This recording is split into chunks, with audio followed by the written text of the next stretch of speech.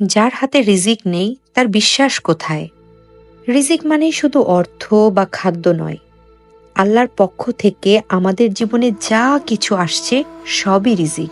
রিজিক মানে হলো একবেলা পেট ভরে খাবার, এক ফোঁটা পানি, একটু ঘুম, একটা নির্ভরতার কাঁধ। রিজিক মানে পিতামাতার দোয়া, ভালো বন্ধুর সহচর্য, আর সকালবেলা চোখ খুলে বেঁচে থাকার সুযোগ। রিজিক অনেক সময় দেখা যায় না, যেমন শারীরিক সুস্থতা, মানসিক প্রশান্তি, আপনার সন্তানের মুখে একটু হাসি। এগুলো আল্লাহর পক্ষ থেকে অদৃশ্য নেয়ামত।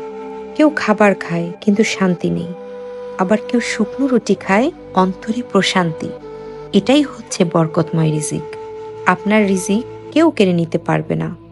আপনি যদি আল্লাহর উপর তাওয়াক্কুল করেন, আপনার রিজিক আপনাকে খুঁজে অবশ্যই নেবে, ঠিক তখনই যখন আল্লাহ সুবহানাহু ওয়া তাআলা চান।